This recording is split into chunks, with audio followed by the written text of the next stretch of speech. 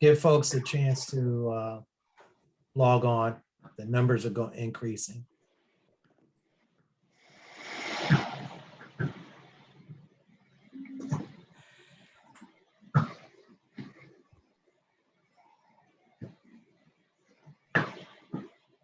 You can see the numbers coming up.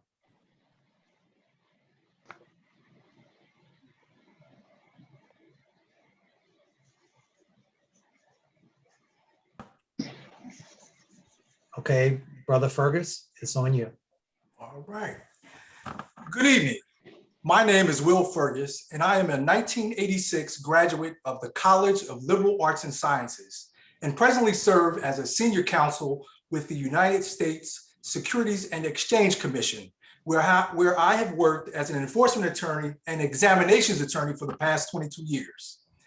Tonight, we welcome you to the first of a series of one-hour sessions where distinguished Black UVA alumni return in this virtual forum to share some of what they've learned since graduation, with the theme focused on what they wish they had known as undergraduates. Hence the title, What I Know Now, I Wish I Knew Then. It is our goal over these next few evenings to share our respective professional experiences and some of the challenges we faced and overcame in our chosen careers. All of us have been in your shoes, and we know about the crunch time that each of you are under, especially this close to final exams.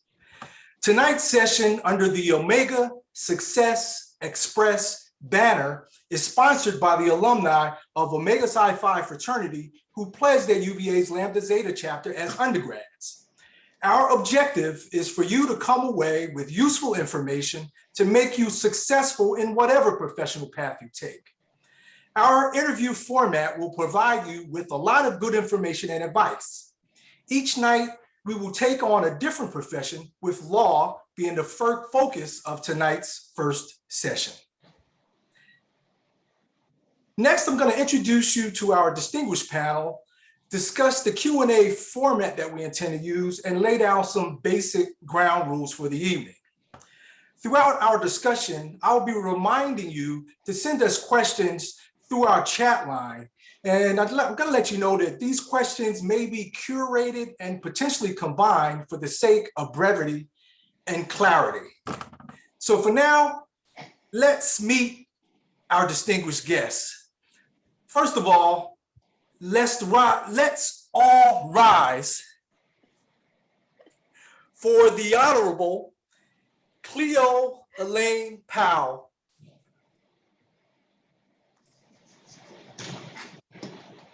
Justice Powell, I just had to do that, in as much as I've been practicing law for nearly 30 years now, and when I see a justice, I have to stand up. Justice Powell was sworn in on October 21st, 2011, as the first Black female justice of the Supreme Court of the Commonwealth of Virginia.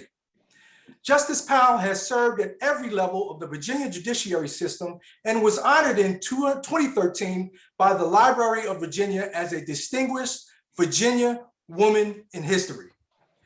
Justice Powell is also a proud member of Delta Sigma Theta Kappa Rho chapter at UVA.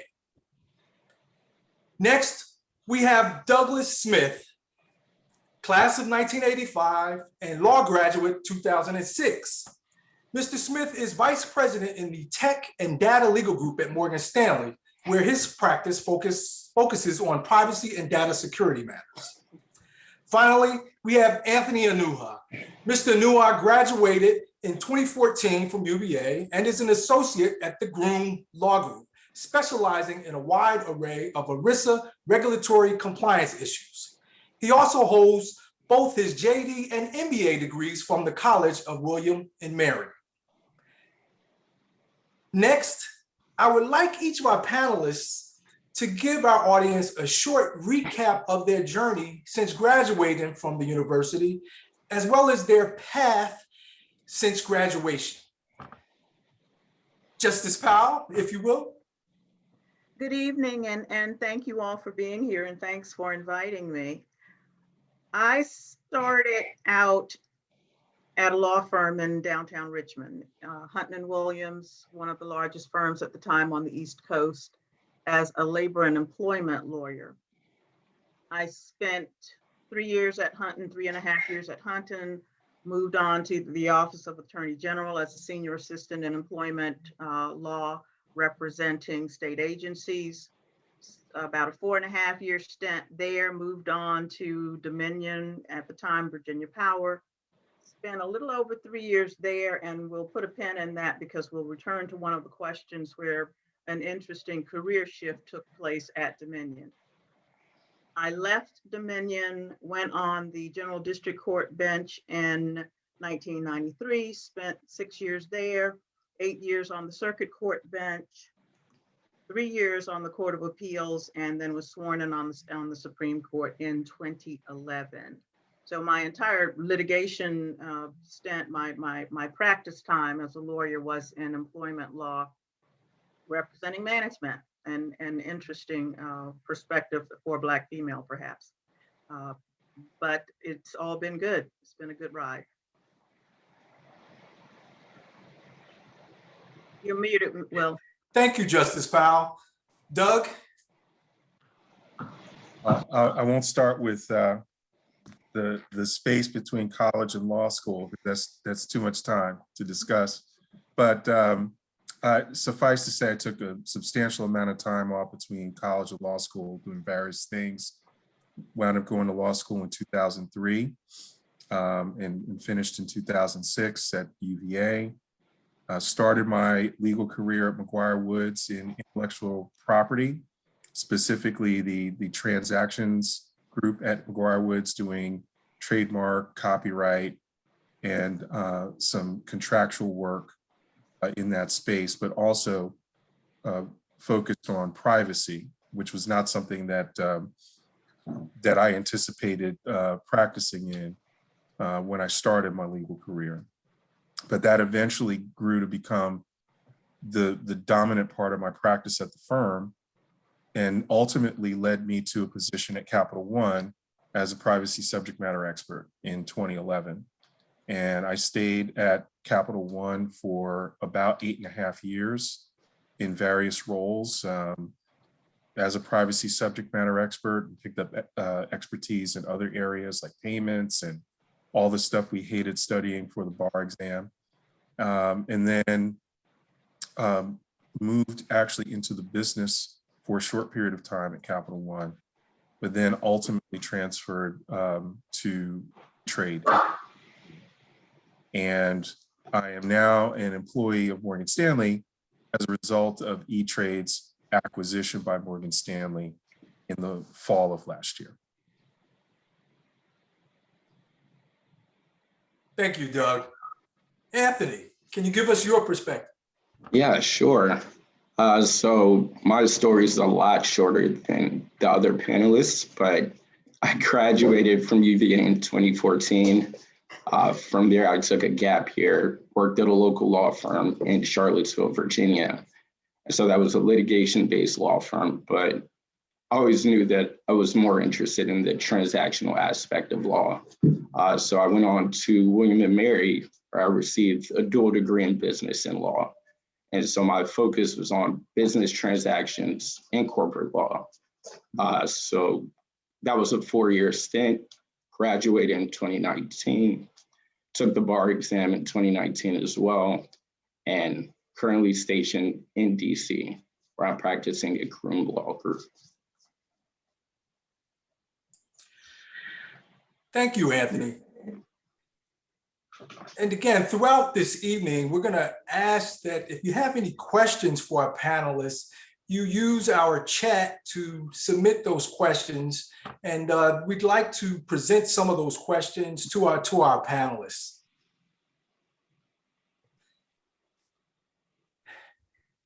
Now, I'd like to pivot to a few questions for each of you. Justice Powell, what mentors did you have early in your legal career, and what role did they play in guiding your path to such a successful legal career? I noted that the question said early in your legal career, and I would suggest to the young people watching that you have mentors all along the way. I still have mentors this late in my career, as Anthony might say. I take that jab at Anthony because he says my path is much shorter. Okay, but yeah, mentors are a necessity. You can't. I don't think you can navigate any profession without mentors, and certainly not, in my opinion, the legal profession. And the mentors that you have along the way will be defined by, to some extent, by where you are. So when I was at the large law firm, my mentors were lawyers in the large law firm for the most part. John Charles recruited me, the first African-American Supreme Court justice, recruited me out of UVA to come to Hunton and took me under his wing there. And it was important to have him or someone as a mentor because of the office politics. You can't know what's going on in a large firm or a state agency or a private practice unless you know someone who knows the ropes. And so John would mentor me on office politics, when to accept an invitation from my partners to not take a case, whether I should take that invitation.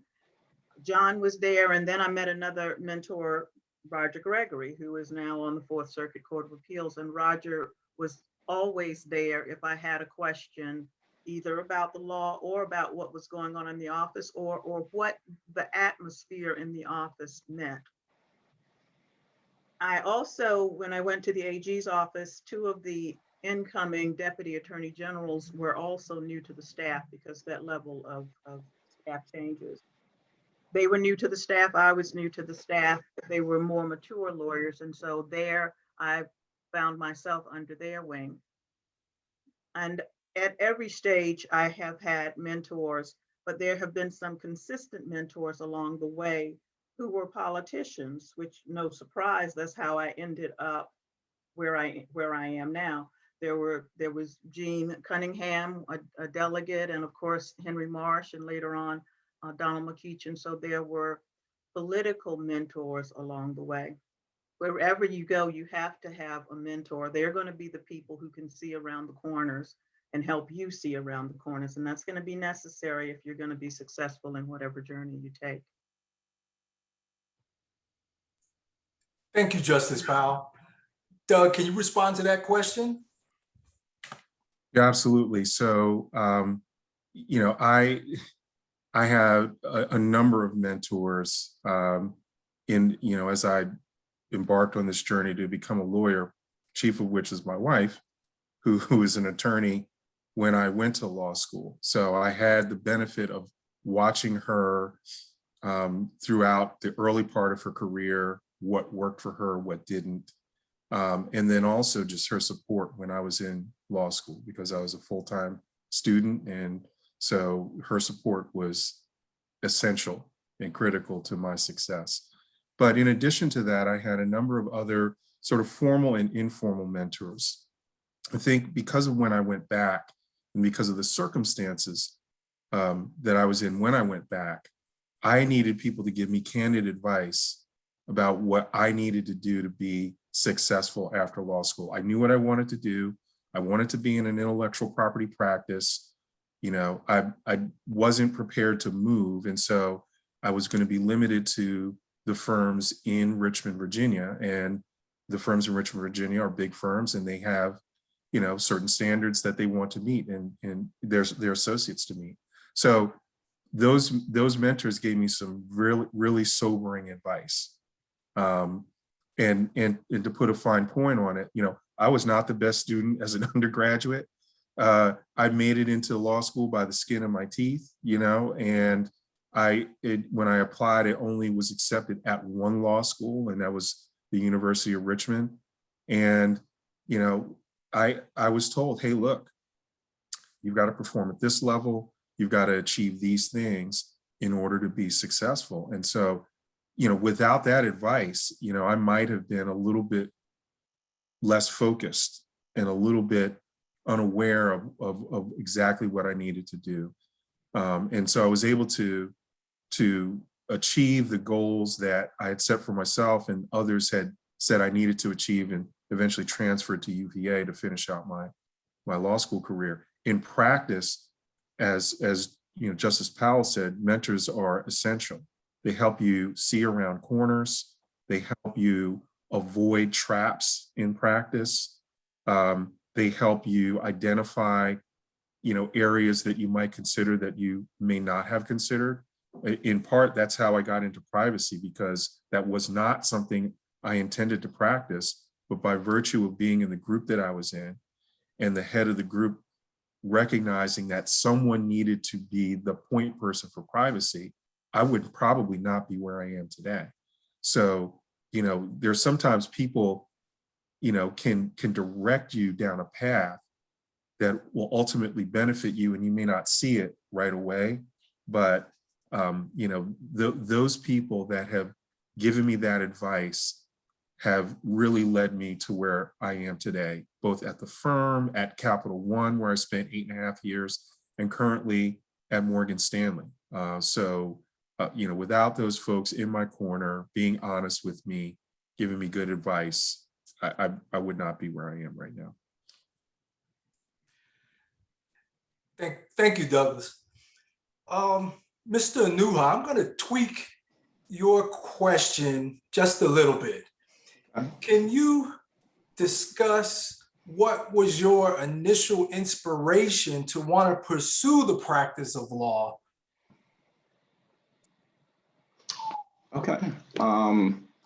So it's funny, initially when I started at the University of Virginia, my parents were pushing me on the pre-med track. Both of my parents are Nigerian, and so it seems like the logical next step, if you're a foreign student, you should be a doctor. And so my parents really pushed that, but that was something I knew personally I wasn't passionate about. I felt as though I was more of a logical thinker, I was more analytical. And sometime during my between third or fourth year, I took a few philosophy courses as well as a symbolic logic course, which after talking to some of my professors, they stated how some of the logic and the rationale apply to kind of the law space and the legal space. So that prompted me to take that OSAT my fourth year. So I took that the first time. I felt as though I could do better as far as my score, and so did it again while practicing at a law firm, or being a legal assistant in Charlottesville, a law firm. Thank you, Anthony. Justice Powell, can you tell us what a typical day is like for you on the bench? Yeah.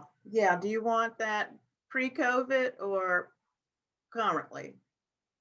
It probably hasn't changed a lot, except now on the bench for us is what you're seeing here. The Supreme Court of Virginia appears on the screen, but the workload hasn't changed. We have been sitting the entire time. The court has been sitting, and it is quite honestly the hardest job that I have ever done over all of the jobs that I have done because of the volume of the work. When I tell you the schedule, it sounds like a gravy job. So I'll start there and then I'll fill in the spaces in between. But the court sits every 6 weeks. So that means that we actually hear oral arguments every 6 weeks. Between the 6 weeks, we are drafting our opinions from the prior 6 weeks and getting ready on the cases for the next 6 weeks. In the middle of all of that, there are writ panels where we're deciding whether we're going to grant the lawyer's request that we hear their case. And for those of you who are undergraduates, the lawyers have 10 minutes to convince our court that we should hear a case coming from a lower court. We will have on average 20 to 25 cases. Last court week, we had 20 cases. Court week before that, we probably had 20 cases. So that means I'm writing opinions in my cases, reviewing opinions from my colleagues' cases, reading cases to get ready for the next court week. In between, we have a writ panel, and then there are the various requests for review of injunctions or cases that drop in for emergency review. And it's a steady diet of that. You're reading briefs and writing opinions and researching the law with the help of two law clerks.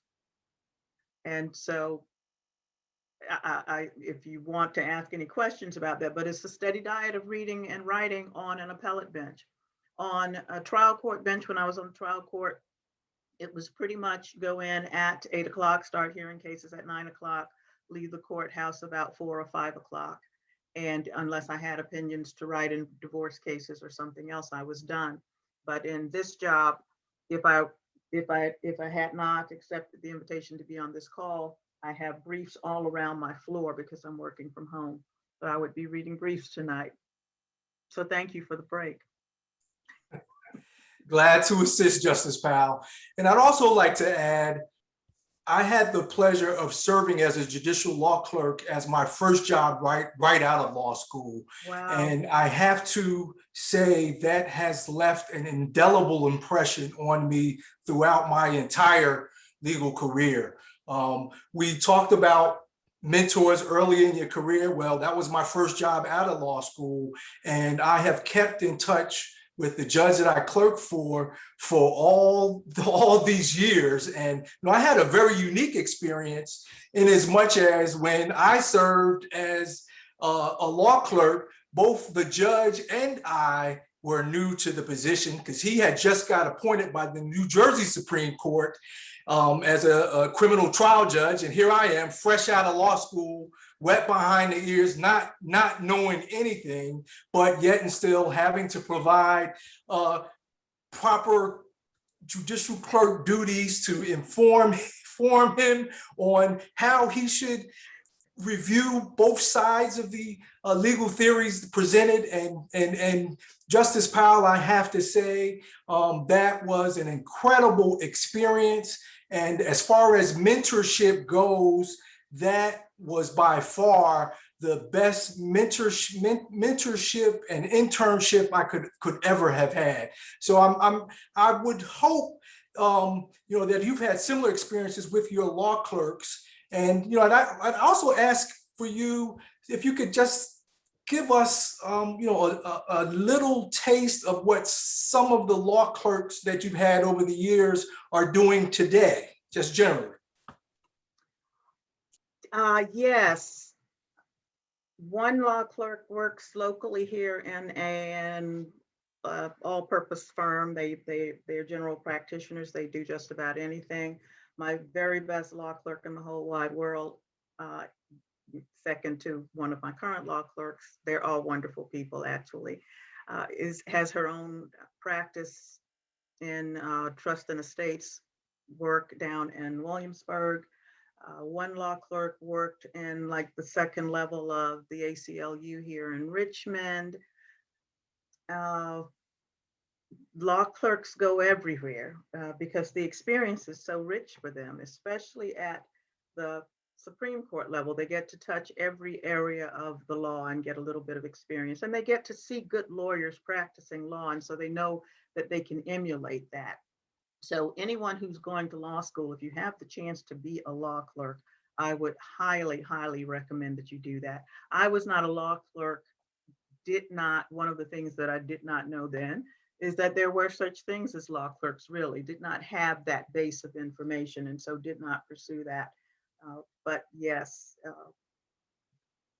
they go to big firms, they set out on their own and hang up their own shingles. So law clerks do very well coming out of a judge's chambers. Thank you, Justice Powell. Doug, can you tell us a typical day for you practicing at Morgan Stanley? Um, there is no typical day. Every day is different.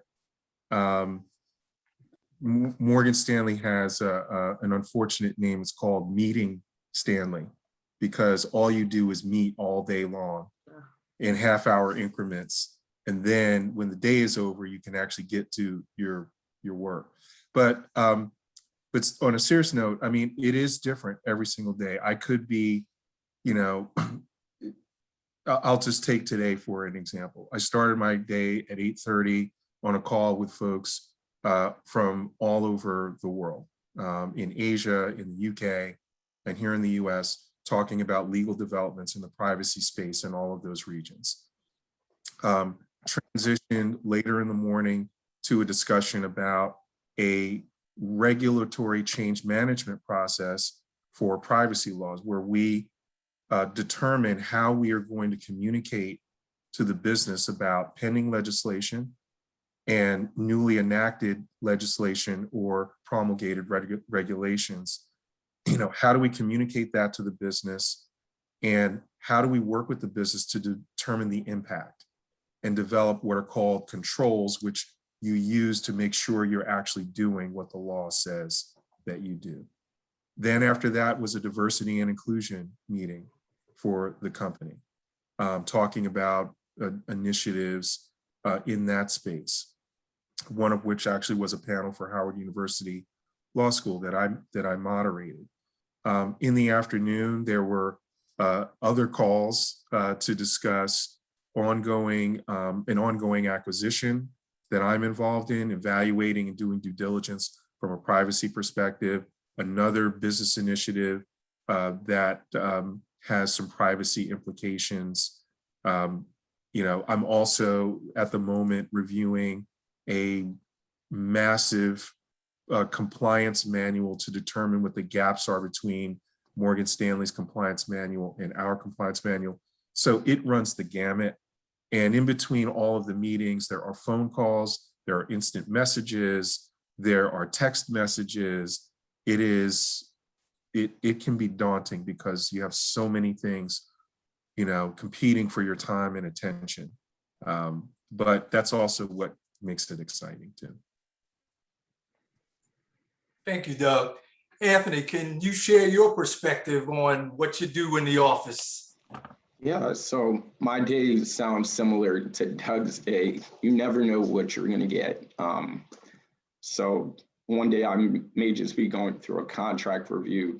For instance, today I was going through a private equity documents or materials for private equity. So that was just contract reviewing and pretty much due diligence. Then sometimes I may have a research question come up while doing that. And so it's just one big juggling act of, you have multiple assignments from different supervising attorneys. They're not communicating with each other. So no one knows who's giving you what. They don't know how much is on your table. And in my position, this is my second year. So I'm at a point where I can't turn down any assignment. So I'm constantly saying yes, yes. And it can get overwhelming at times. There's been plenty of times where I've spent a full weekend, Friday through Sunday, spending hours doing work. And then some days it's a lot more relaxed. So it's just, I would say it's one big juggling act of different things. Really learn time management and prioritization as well. Anthony, I'm so glad that you said that. It's encouraging to hear that you're not turning down work and actually pursuing additional work. It's important for new lawyers to take on challenging matters and be willing to go the extra yard to pursue those matters. And you know, you want to be vocal throughout the office and willing to take on new matters as well. You know, Doug, can you speak a little bit more on that? The juggling act, you mean? Yeah. Exactly. Yeah, you know, it's tough because, especially, you know, I can sympathize with what Anthony's saying, because particularly at a law firm, You know, at a law firm, you unfortunately live and die by the billable hour. And you know, oftentimes if you are in law school or you're around lawyers, you know, you'll hear stories about how much they are overworked and billing tons and tons of hours.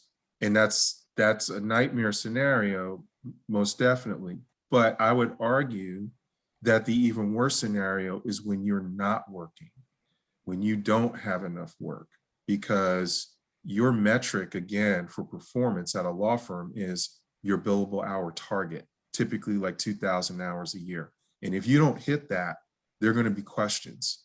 Why are we paying you all this money and you can't get your target, right? And so that creates enormous pressure on associates, like Anthony's saying, to not turn down projects, because you don't want to be that guy that's billing 1,700 hours when the target's 2,000.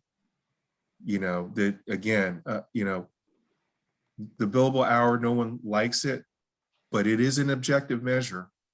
And oftentimes that is, you know, how you survive, is making sure you hit that target. So it's very tough to do that. And sometimes it's tough to find balance. You know, when you're working at a law firm, it can be daunting. It can be very daunting. Well, can I say something about that? Certainly, Justice Powell. Thank you. It reminds me that one of the things that we should tell you is that there are seasons in your life, but there are seasons in your practice. And where Anthony is now, he's making a name for himself. He is showing that he's willing to put in the work to get the job done. He's also getting the billable hours in, because as Doug said, you live or die by those billable hours. And he's also finding what speaks to him so that he can settle, I think, Anthony, into a place where you're happy, even if you have to continue to do the hard work for a while. The hardest, next to where I am now, probably the hardest that I worked was as a young associate. I remember calling a partner at 1 o'clock, don't do this, in the morning one night, because he said, when you find this case, call me. I couldn't think my way through the fact that he really didn't literally mean that, but I had been looking for this darn case all day long. And so that was the hardest that I have worked. And then other things became more important. So, you know, you're young. My mother would say, not chick or chow. I don't know if you have a family, but that's the time when you can make a name for yourself, put in that work, get out there, learn as much as you can. And then other things start taking a little bit more priority, and the desire and the ability to work that hard takes a back seat. And so that's when I moved on to Dominion, where there was a more reasonable, inside the corporation, there was a more reasonable work life, unless we were babysitting a labor dispute and waiting for a strike. And we had fairly regular hours. And again, on the general district court bench. And then as I start to go up the levels of bench, the work starts getting harder again. But my children are older at that point, and now I'm back in a space where I can devote the work to the very important cases that the citizens of Virginia bring to us. But there will be seasons in your life. You won't always have to work that hard, but there are times when you will have to work that hard. Please heed that incredible advice from Justice Powell. There are seasons in your life when you're younger, Anthony. Continue to work hard, continue to seek out additional work, because you will be judged by your metrics. And Doug, you touched upon this a little bit, and Justice Powell, you did as well. But can you talk to us about how practicing at a law firm is different from practicing in-house, as in-house counsel or at a corporation? Yeah. So, you know, obviously the big difference is the billable hour. Generally speaking, you don't have that in an in-house environment. So that, and that's a huge relief, to not have to always bill your time. That said, there are other pressures when you go in-house. One of those is that you don't have the luxury of time and research. When a business person is asking you a question, in many cases, they want the answer right then and there. And, you don't have the luxury of going to do a long, 10-page memo on the issue. In fact, they won't even read the memo. They want you to give the top line answer, right? And you won't necessarily have all the facts. And it may be an issue of first impression or something that you can't find, in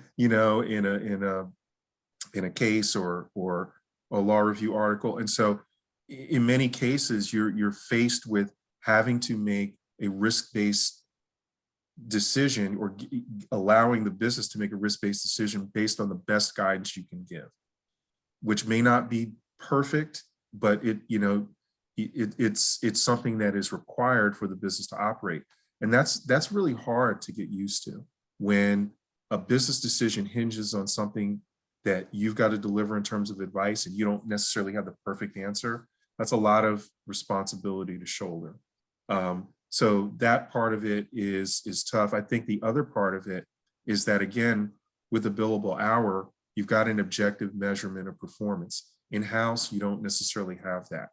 Your ability to do well in-house is oftentimes predicated on the value of the work that you're doing to the business at the time, and also the relationships that you form.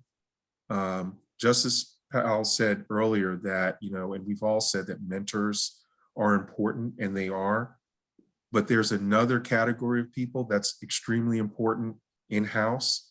And this is true, I would say, at a firm, but it's especially true in-house, and that's a sponsor. And now your mentor can be your sponsor, right? But that's not always the case. And the difference is that, your mentor, as Justice Powell said, helps you to see around corners, helps you to understand the office politics, can help you just navigate the situation that you're in. The sponsor is the person that's out there advocating on your behalf and spending their own personal capital to advance your career. They are talking about you in the spaces that you don't occupy. They are talking about you to leadership, and they're helping to position you for success. And that is invaluable for really any career, but particularly in-house. You need someone like that in your corner, because if you don't have someone like that, you could potentially stagnate, because there is no other real objective measure of your performance. Obviously you have to deliver good advice and all of that, but there are no time metrics to judge how well you're doing. Thank you, Douglas. Doug, I want to stay with you for a minute here and pose this question to you. Has there ever been a point in your legal career where you've had to pivot and take a different path? Describe the circumstance that created the need to switch paths and how you overcame that obstacle. Wow, okay. So I went to law school with the idea of wanting to be an intellectual property attorney and doing entertainment law. And I got that opportunity at McGuire Woods and joined, like I said, the intellectual property data and privacy group. Little did I know when I joined that group that the situation that I described earlier about not having enough hours is the exact situation that I was in when I got there. It was great work. I enjoyed it, but there just wasn't enough of it for me to actually meet the firm's standard, right? And so I was left in a situation where I'm like, okay, I can't get enough of this work. I need something else to do. And obviously I had the privacy stuff that I was doing. And over time, like I said, that became a bigger part of my practice.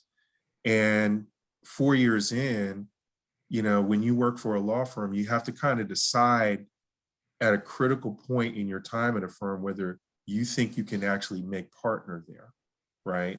And that was around the 4-year mark. And so I said, okay, I'm at the 4-year mark.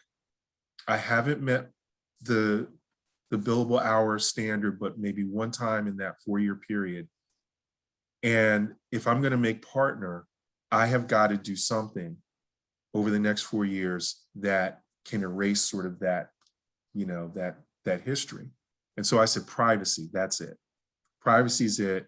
Let me focus on building that. There was no, you know, the firm was not known for privacy, but I was beginning to develop that reputation internally as a privacy subject matter expert.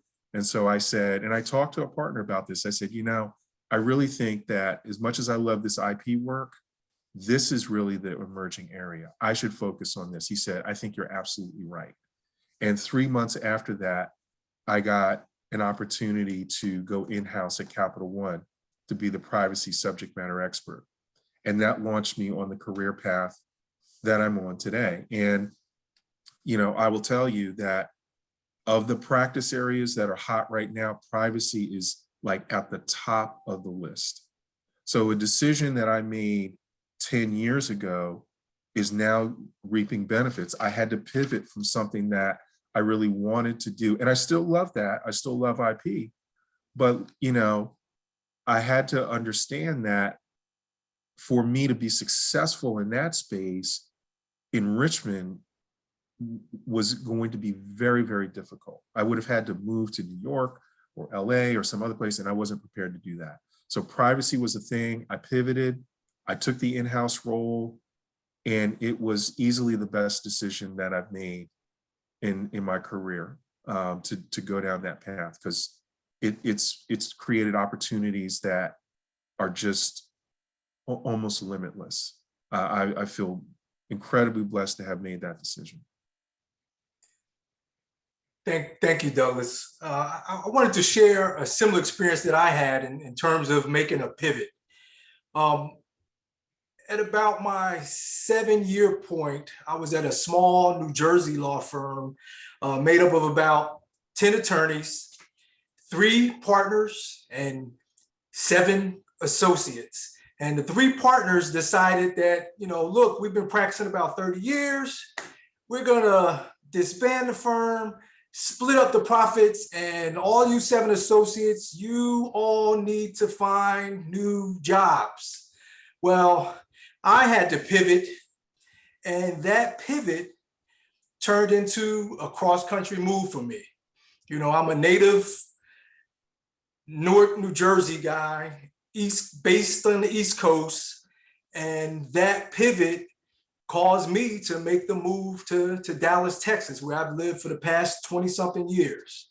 And, you know, that was not a pivot that I expected, but I rolled with it, and it turned out to be an incredible career-changing choice for me. And we talked earlier, Justice Powell, about seasons in life. Well, when I moved here, my daughter was a year old, and she's now 20 something. And, you know, thank God for a unique blessing. And, you know, I'm hoping some of what you get today are stories like that, where, you know, life is always not a crystal stair, as our brother Langston Hughes said. You know, you're going to be thrown a series of curves, and you got to learn to pivot. And there are times when that pivot may be a blessing in disguise. Now we'd like to take on some questions from the audience. Well. Yes, Justice Powell, please. Sorry, let me do one very brief pivot that was self-made. And I would encourage the young people to think carefully about their pivots. I'm at Dominion, and I have a sponsor who is a great sponsor, a senior vice president, who was very interested in my career track, thought I did good work. And so Dominion didn't have corporate counsel office. We're in the areas we support. And so I make a decision to stop practicing law. And I'm going to go up a management track, because if you're in a corporation, it doesn't have general counsel office. If you want to make the big bucks, then you go into a management track. And at that point, I'm thinking I'm in a corporation. I may as well get my piece of the pie. I have a sponsor who wants me to advance. And I made a decision to stop practicing law. And law has been my first love since I was 13. So sometimes the universe will redirect you, if you're lucky, And so in my case, the universe did redirect me. And I tell all of the young people, don't go after the money, go after the thing that speaks to you and that makes you want to get up every morning and do that thing, or most mornings anyway, and do that thing. And so I was going to go for the money, and the universe redirected me. I had stopped practicing law, had taken on a title of manager of employee relations. And 3 or 4 months after I did that, I got a call from Senator Marsh's office that said, would you come and talk to the senator? He wants to talk to you about a judgeship in Chesterfield. And best decision I've ever made to go back to my first love and to do this law thing, continue to do this law thing. Thank you for that insight, Justice. Anthony, I want to throw it to you. I know you're young, but talk to us. What moves you? What moves me? In what sense? Whether you mean work-wise, on a professional level? Both. So I would say professionally and academically, I think just constant learning, that moves me. I noticed at work, again, as I mentioned, this is only my second year as an associate or an attorney, but I love constantly learning. There have been points where I've been like, oh, okay, I think I got a good grasp of this body of law, and I think I know enough, and I've spent the time outside of work. But then 2 weeks later, I get another assignment, and I realize that I don't know everything. There's still more to learn. It's a very vast body of law, and so that constant learning excites me each time. Like, okay, I remember hearing this concept once before, but didn't really delve into it, or someone mentioned it in passing, but it was still early on. I had just started, so I didn't really know the terminology being used. And so just that constant learning each day, that I would say that's what motivates me and what moves me. Anthony, you definitely get it. You really do. Because that is what the law is. The law is constantly changing, it's constantly evolving. And it's so encouraging to hear that at such an early age, you're getting it. You agree, Doug?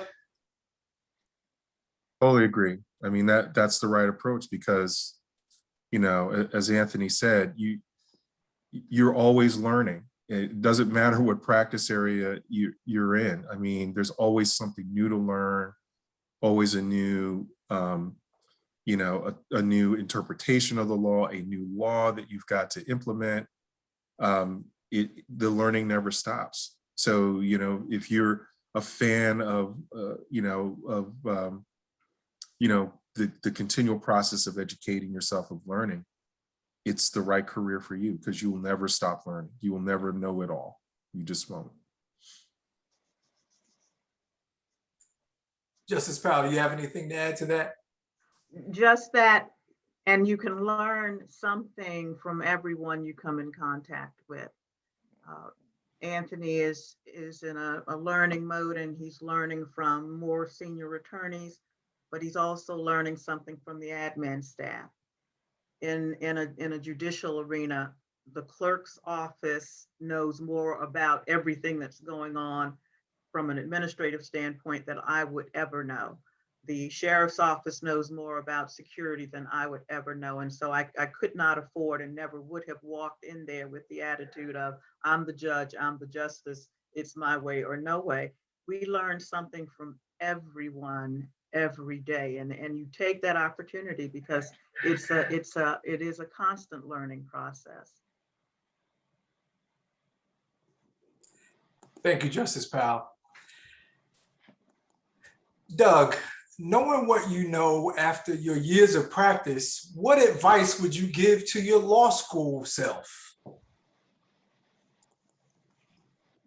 What advice would I give to my law school self? I think the best bit of advice I would give to my law school self is don't fall into the trap of thinking that all you have to do is work hard and be a good lawyer in terms of understanding the law to be successful. It takes a lot more than that, right? And this is particularly true if you're going into a law firm. Because of, look, I will say this, that if you make it into, a large law firm, it's generally assumed that you are smart and you know what you're doing, right? And so I have someone who's disagreeing with me here in the background. But I would just say that generally speaking, right, generally speaking, you might be on the same level as the other people you start with. And what you begin to learn is how important it is to build relationships with people. Like the people that the big partners and the folks making the money, they're making that based on the relationships that they've developed with their peers and their colleagues. These are people that have relationships with CEOs of companies and with the general counsels of different companies. And through those relationships, they are able to bring business to the firm, which then helps them to be successful within that environment. And so it's not just necessarily about, working hard. You have to work hard at business development too, in that environment. Business development is important. If you don't know how to sell yourself, if you think all you have to do is go in and write the most incredible memo of all time and you will be successful, that's not going to get it. You've got to focus on building relationships and networking, because that is key. Thank you, Doug. Justice Powell, in our introduction of you, we stated that you were the first Black female justice on the Supreme Court of Virginia. Judge, why do you think diversity is so important in the legal and judicial professions? Because most folks, their perception is their reality.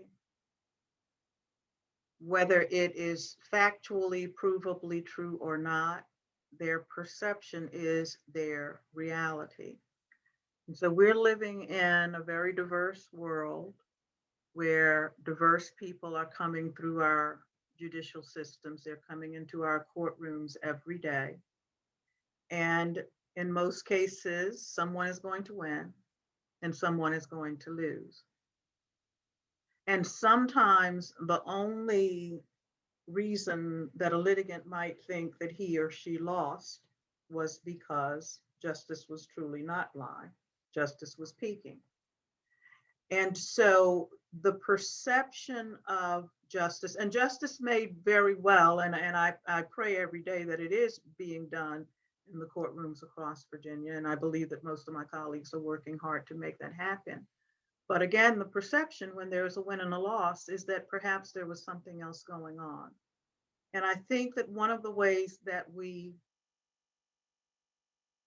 disabuse folks of the notion of that perception is if you walk into the courtroom and there are people there who look like you.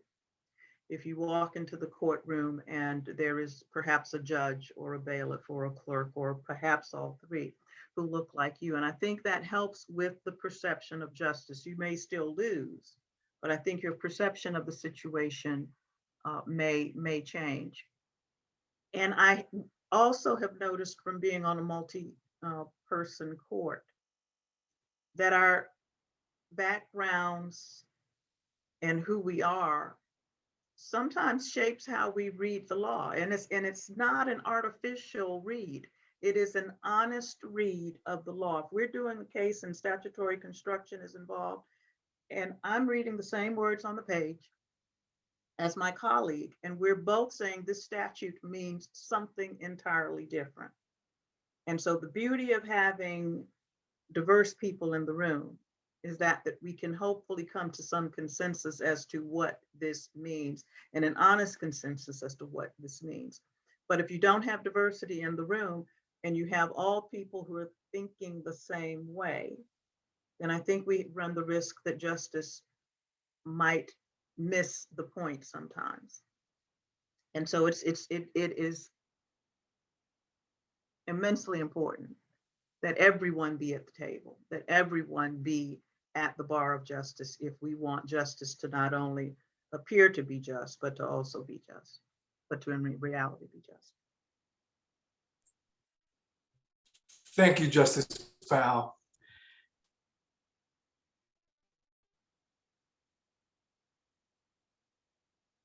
And I believe we have addressed all the questions presented so far.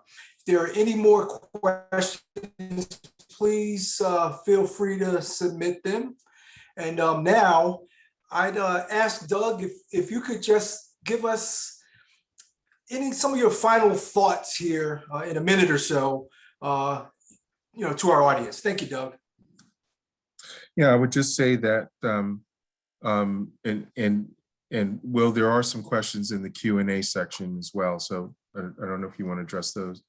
But what I would say is, if you're interested in the practice of law, talk to as many lawyers as you can and understand their motivations for wanting to practice law. Talk to law students, understand what makes them passionate about the law, and understand the journey that you're about to embark on. It's not, a particular easy path. And I think that people that tell you that it is are probably not being 100% honest with you. Law school is hard. It is easily one of the hardest curriculum I've ever had to encounter. Law school is hard. The practice of law is hard, but it can be incredibly rewarding. And I know for me, when I am able to provide value to a business colleague and they come to me and they say, I would not be able to do my job without you, that's the payment right there. That right there says, I am doing my job, I'm valuable, I'm bringing value to this, and I am enjoying what I'm doing. But I think just going into it with your eyes wide open, talking to as many people as possible, and making as informed a decision as you can before you embark on the path. It's not something that you do because I couldn't think of anything better to do.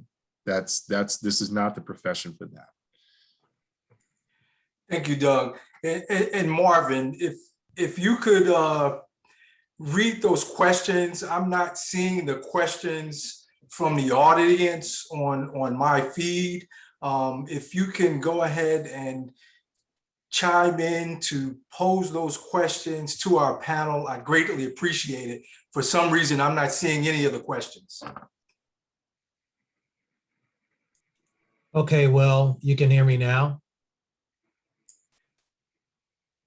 Can you hear me? Yes, I can. Go right ahead, Mark.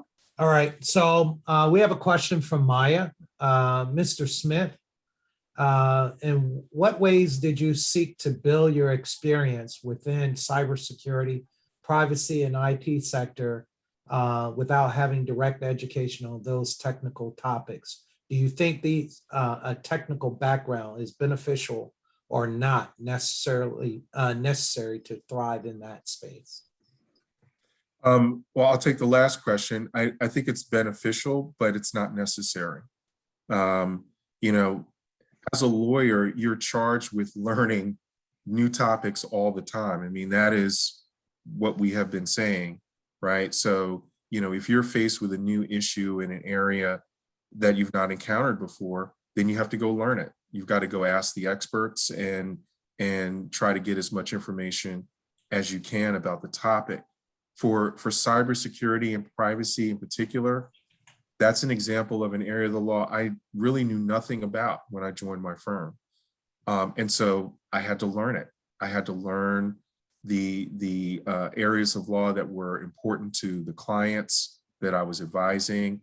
I had to learn, when I went in-house, I had to learn how to talk to our engineers and understand their language so that I could interpret the law in a manner that was meaningful to them. So it's just, these are things that you just sort of pick up and learn as you go. the one thing I will say about privacy is that there are organizations out there that you can seek certifications from without having a law degree.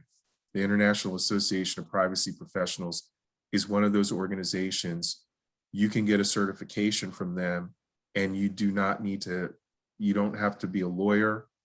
You don't have to, you have to have some experience in the privacy realm, but you don't need to be a lawyer to get that. And that's a good way to sort of get a credential and some knowledge about the field.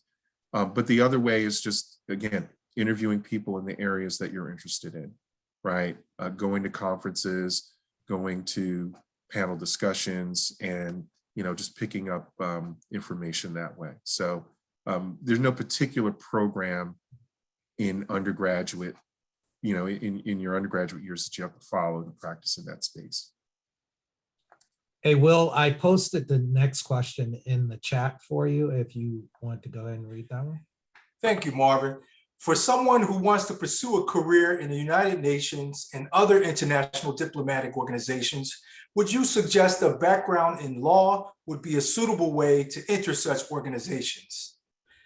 And this question is for any of us that have on whether a JD degree could be utilized in other career fields. How diverse are the job opportunities that one could enter?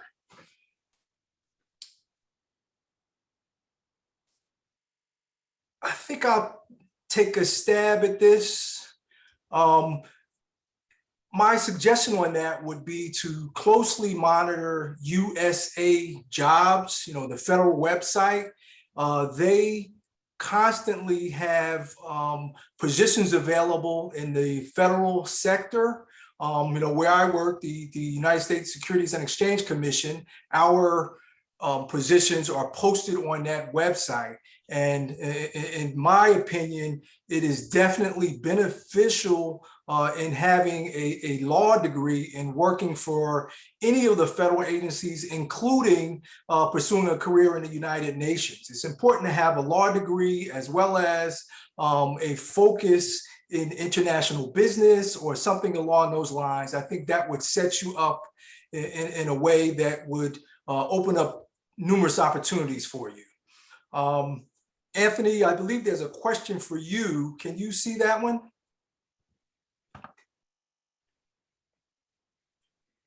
Yes, I can.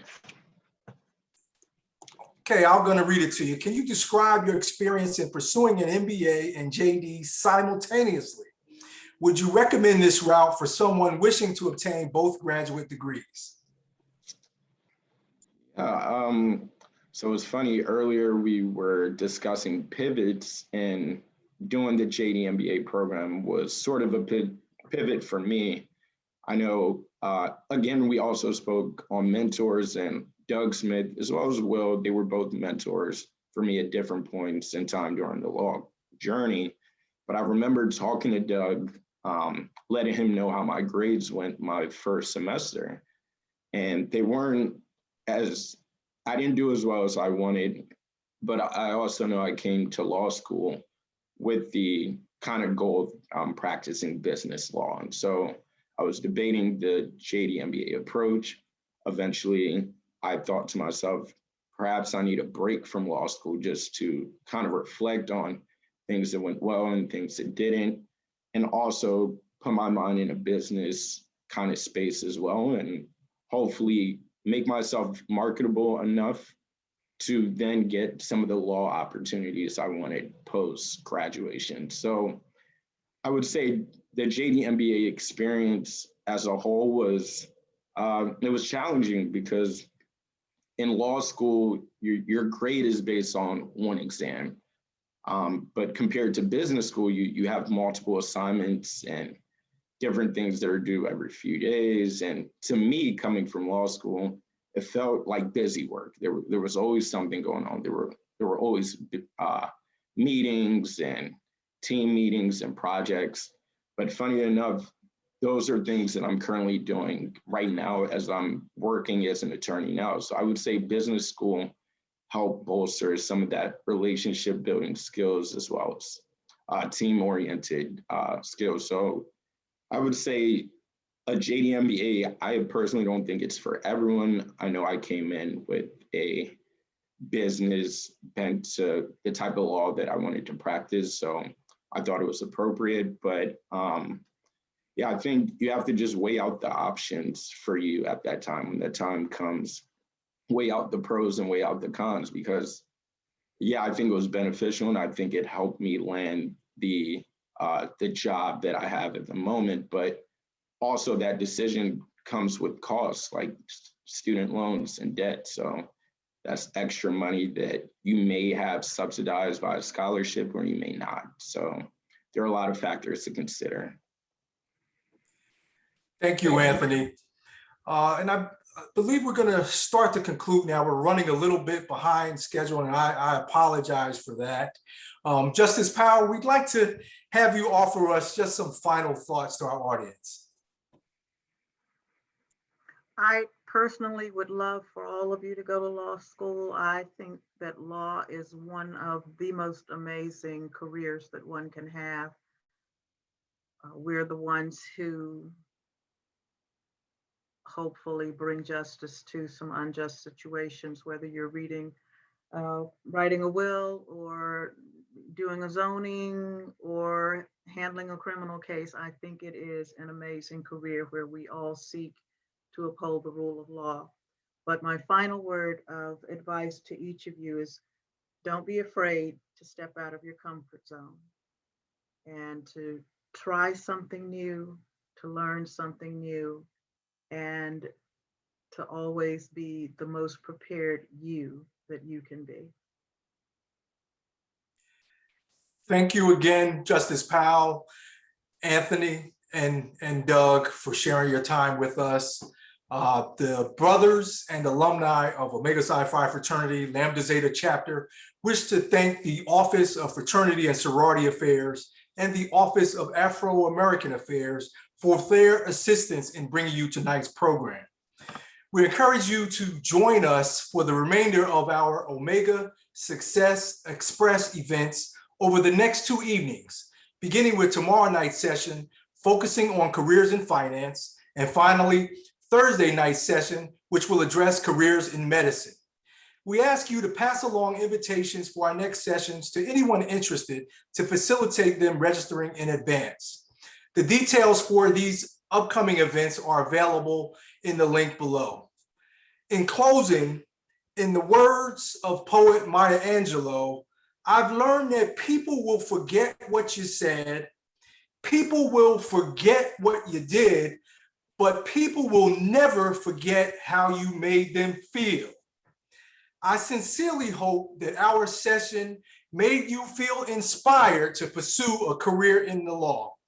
More importantly, I'm hoping that you feel that the practice of law is certainly an attainable goal after hearing the challenging and yet successful stories of our colleagues this evening. Good night, all, and Q-Psi. Take care. Good job, Will. Nice Excellent to job, panelists. Just stay on and we'll let the attendees roll out. All right. Nice to meet you, Anthony. I am so proud of you. Thank you. Yeah, so they're hazing you, is what you're saying. That's what they do. It's funny. Hey, Anthony, you get no sympathy from us. You know that.